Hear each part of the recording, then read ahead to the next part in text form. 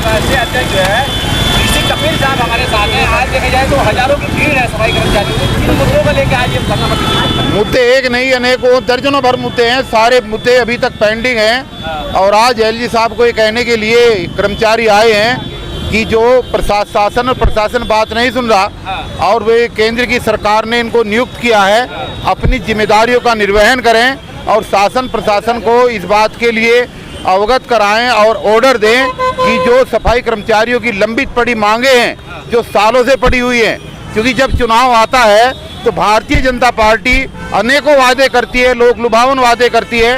पहले भी जब निगम का चुनाव सर पर था तो भारतीय जनता पार्टी के दिल्ली प्रदेश के अध्यक्ष आदेश गुप्ता ने 16,000 कर्मचारियों को पक्का करने की बात प्रेस कॉन्फ्रेंस करके कही थी, लेकिन जैसे ही चुनाव टला वो अपनी बातों को मुकर गए।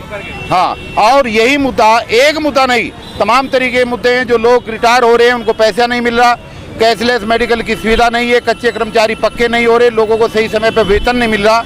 उन सारे मुद्दों को इनकी नॉलेज में डालने के लिए और जनता को जागरूक करने के लिए आज यहाँ पर जो है हम सब लोग इकट्ठा हुए हैं। लेकिन ठेकेदारी हटाओ संयुक्त मोर्चा के तूफान में करीब 8 महीने से ज़्यादा हो गया आंदोलन को चलते हुए, गर्मी सर्दी बरसात सब कुछ झेल रहे हैं, लेकिन आपकी सुनवाई नहीं हो रही, तो कैसे सुनवाई होगी? हाँ, तो सुनवाई का ही तरीका है ये आप सुनवाई के लिए गुहार करने के लिए ही आए हैं। लोकतांत्रिक व्यवस्था के अंदर अपनी बात कहना हमारा फर्ज है और अपनी बात को संवैधानिक तरीके से हम बताने के और कहने के लिए आए हैं। स्वामी दयानंद अस्पताल से और दिल्ली की विभिन्न डिस्पेंसरियों से निकाले गए जो 170 कर्मचारी हैं, कर्मचारियों की संख्या 200 से भी ज़्यादा है वो, और उन लोगों को 4 महीने से धरने पर बैठे हुए हो गया है, कोई सुनवाई नहीं है।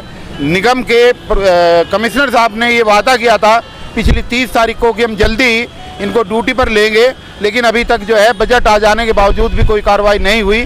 इस तरीके के तमाम मुद्दे हैं जिनको लेकर के आंदोलन चल रहा है। लेकिन दिल्ली सफाई कर्मचारी आयोग के चेयरमैन संजय गोयल तो अभी 4 दिन पहले जो है सर्कुलर जारी करते हैं कि जल्द ही जितने भी कच्चे कर्मचारी हैं वो पक्के होंगे। आपको उनकी बात पर विश्वास नहीं किया? नहीं, देखिए, सफाई कर्मचारी आयोग का अपना अलग काम है। वो इस तरीके का सर्कुलर अगर जारी कर रहे हैं तो ये राजनीतिक व्यवस्था का पार्ट हो सकता है। वो कोई कॉम्पिटेंट अथॉरिटी नहीं है किसी भी कर्मचारी को पक्का करने के लिए। आने वाले समय में निगम के चुनाव को देख करके राजनीतिक लाभ लेने के लिए सारे षड्यंत्र हो रहे हैं।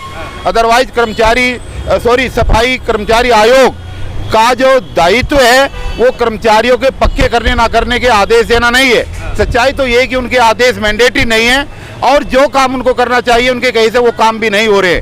ये 170 कर्मचारियों का जो धरना है पहले दिन से उनकी अदालत में लंबित है, लेकिन मुझे कहते हुए बड़ा दुख हो रहा है कि उन्होंने इस पर कोई कार्रवाई नहीं की है। बिल्कुल नकारा साबित हुआ है वो आयोग जो है। ठेकेदारी हटाओ संयुक्त मोर्चा के तत्वावधान में देखा जाए जो कोरोना काल में जो सफाई कर्मचारी शहीद हुए थे उनकी भी लड़ाई लड़ी, लेकिन उन लोगों को भी अभी तक न्याय नहीं मिल पाया। क्या आपका प्रमुख मुद्दा था वो, क्या उसको छोड़ दिया? निश्चित रूप से 25 अक्टूबर 2021 को हमने केजरीवाल जी का घेराव किया था इसी मुद्दे को लेकर की, जो प्रेस कॉन्फ्रेंस करके उन्होंने कोरोना काल में शहीद हुए कर्मचारियों के आश्रित परिवारों को 1 करोड़ रुपए देने की घोषणा की थी।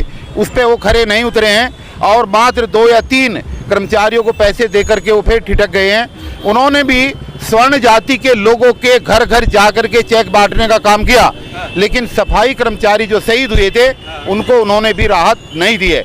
आज मैं ये पूछना चाहता हूँ सफाई कर्मचारी आयोग से कि जब हाई कोर्ट के अंदर आपने एफिडेविट दिया कि 56 कर्मचारी जो शहीद हुए हैं उनको हम 1-1 करोड़ रुपए देंगे, आज 1 साल से ज़्यादा हो गए हैं जब हमने उनके कार्यालय का तालाबंदी की थी, उसके बावजूद भी आज तक वो पैसा क्यों नहीं मिला? और अगर वो कोरोना काल में शहीद हुए कर्मचारियों के आश्रित परिवारों को भी 1 करोड़ रुपया दिलाने के लिए जो उनकी घोषणा का पत्र में भी उनके घोषणा पत्र के अंदर भी चिन्हित है, जब उसी काम को नहीं करा पाए तो निगम का काम है कर्मचारियों को पक्का कराना। इसलिए सफाई कर्मचारी आयोग का किसी भी प्रकार का सर्कुलर इस तरीके आना कि हम कर्मचारियों को पक्का करेंगे, ये बिल्कुल बेकार और बकवास, कोरी बकवास है। अच्छा, कई कर्मचारियों ने तभी जुबान में कहा कि जो ट्रेड यूनियन के नेता हैं वो कहीं ना कहीं आंदोलन के बहाने जो है बिक जाते हैं सरकार के प्रति, क्या कहेंगे इस बात? नहीं, देखिए, उनकी अपनी एक अलग मजबूरी है। कर्मचारी नेता खुद परेशान हैं, कर्मचारी नेताओं की सुनी नहीं जा रही है और सैलरी को लेकर के तमाम, वो चाहे कर्मचारी का नेता है और चाहे यहाँ का कर्मचारी है, सभी लोग परेशान हैं। ऐसा बिल्कुल नहीं है कि कोई बिक जाता है, कोई नहीं बिक रहा।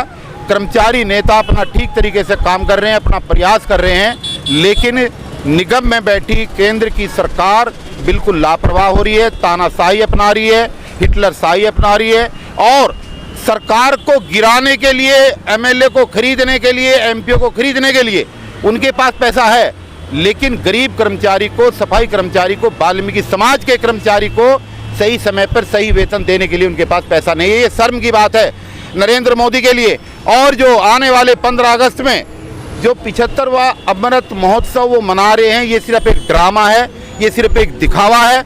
ये जब तक कारगर नहीं हो सकता जब इस देश के अंदर मजदूरों को उनकी सही सैलरी, उनका पसीना सूखने से पहले नहीं मिलेगी। तो मोदी जी ये ड्रामे करने बंद करो और इलाहाबाद के पवित्र स्थान पर बैठ के जो आपने ड्रामा किया था सफाई कर्मचारियों के पैर धो करके, उसको याद करो।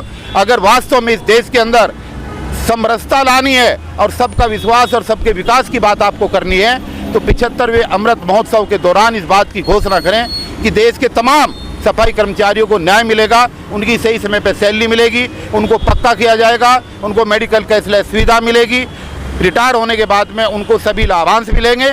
और नहीं तो ये ड्रामे करने का कोई फायदा नहीं है। देश के अंदर सबसे नीचे के पायदान पर खड़ा हुआ समाज आज इंतजार कर रहा है कि कब केंद्र की सरकार उनकी बात को सुनेगी और उनके जो है मौलिक अधिकारों की बहाली करेगी। अच्छा, आखिरी सवाल है डीसी कपिल साहब, देखा जाए तो केंद्र शासित प्रदेश है और केंद्र की सरकार का यहाँ पे प्रतिनिधित्व है, लेकिन प्रदेश सरकार जो है कहीं ना कहीं अपने जो डिसीजन है वो पूरी तरीके से नहीं ले पाती। तो क्या दोनों सरकारों के बीच में ये सफाई कर्मचारी पिस रहा है? देखिए, दिल्ली की आम आदमी पार्टी की सरकार और केंद्र की सरकार एक ही सिक्के के दो पहलू हैं। अच्छा। अगर इनको ये कहा जाए कि एक बड़ा रिचार्ज है आरएसएस का और दूसरा आरएसएस का छोटा रिचार्ज है तो ये कोई अतिशयोक्ति नहीं होगी। उससे बड़ा ड्रामेबाज दुनिया में कोई नहीं है।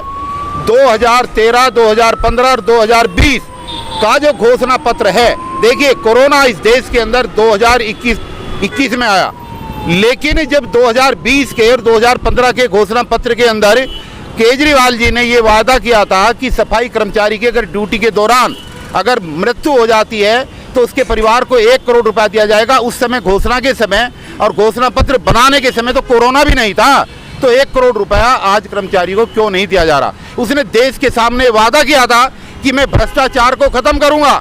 ये कौन सा भ्रष्टाचार खत्म कर रहा है कि एक मंत्री उसका जेल में है और दूसरा मंत्री आबकारी नीति के तहत होने वाले भ्रष्टाचार में अंदर जाने की लाइन में है। तो उसने दिल्ली को कौन सा भ्रष्टाचार मुक्त भारत दिया? ये सब एक ही चाल है। ये आरएसएस के जो है ये तोपे हैं, ये सिक्के हैं और ये दोनों के दोनों मिलकर के इस देश के अंदर कांग्रेस को खत्म करने का एक षड्यंत्र रच रहे हैं। सवाल ये है। ठीक है, धन्यवाद। Thank you.